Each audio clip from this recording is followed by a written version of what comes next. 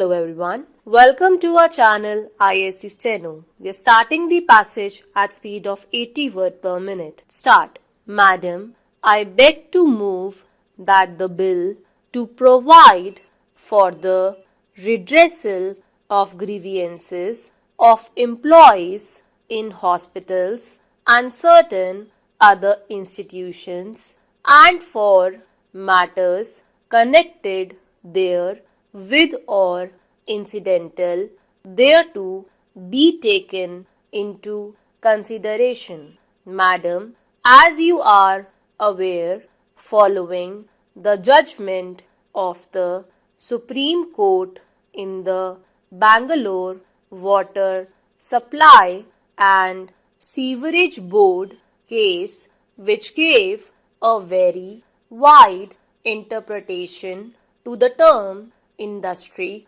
under the Industrial Disputes Act 1947. The definition of the term industry was revised so as to exclude, among others, hospitals or dispensaries, educational, scientific, research or training institutions, institutions owned or managed by organizations wholly or substantially engaged in any charitable, social or philanthropic service, khadi or village industries, any activity of the government relatable to the sovereign functions of the government, including all the activities carried on by the Department of Central Government dealing with defense, research, atomic energy and space. Madam, this was necessary because these are the areas which we felt should be free from strikes or stoppages of work, etc.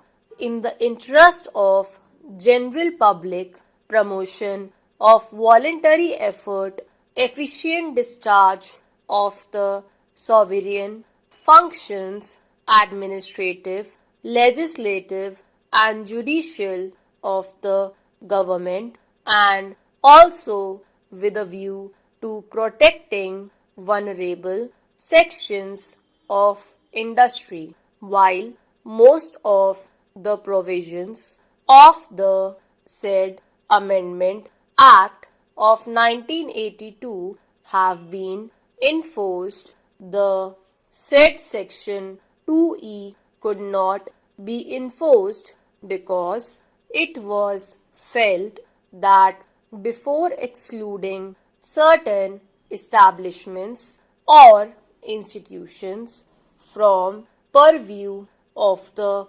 Industrial Disputes Act, there must be an alternative grievance redressal machinery for the employees employed therein, or else their exclusion without at the same time providing for a suitable alternative machinery might be open to challenge as being discriminatory and violative of Article 14 of the Constitution of India. It was with this objective in mind that the then Minister of State for Labour introduced in this House the Hospitals and Other Institutions Settlement of Disputes Bill on 6th May 1992. Divergent points of view were expressed in the course of the debate on this bill. Representatives of the voluntary organization, etc., were also heard, and the then minister gave an assurance that he would discuss the matter with the trade union leaders. In pursuance of that assurance, meetings were held with the representatives of the central workers' organizations in July-August 1995.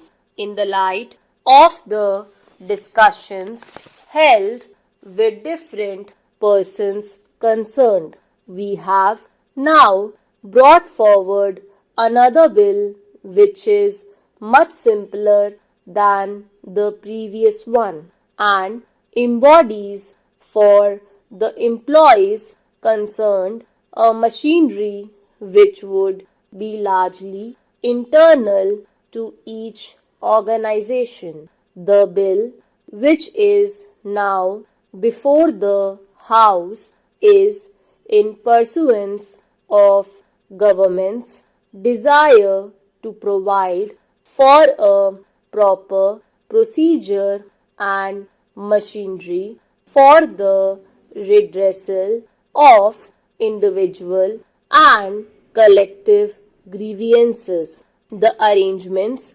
proposed are more conducive and less cumbersome than the procedure incorporated in the Industrial Disputes Act 1947. This bill provides for two types of machinery, one for the redressal of individual grievances and the other for collective grievances. Individual grievances will be looked into by the grievance redressal authority against whose orders an appeal will lie to the appellate authority. If any aggrieved party is not satisfied with the decision of the grievance redressal authority or the appellate authority, it is free to approach an independent tribunal whose decisions would be binding. All these authorities would be required to pass an order within a specified time. As regards collective grievances, these would be looked into by a management council, a bipartite machinery comprising the representatives of the employers and the employees. Where a management council fails to settle any collective grievance within a specified period, there is a provision for reference of the grievance to an agreed arbitrator, failing which the grievance could be referred to a board of arbitrators headed by a judicial officer appointed by the appropriate government. In order to give relief to the smaller establishment, we do not propose to apply the proposed legislation to establishments employing less than 10 persons. We also propose to exclude from its purview establishments owned or controlled by government. This provision has been made owing to the fact that government employees can take recourse to administrative or similar tribunals in individual matters and JCM or JCM type machinery in collective matters. We also propose to exclude societies registered under the Societies Registration Act 1860 subject to certain conditions, one of these being that if they are entirely financed by the government, they would be excluded.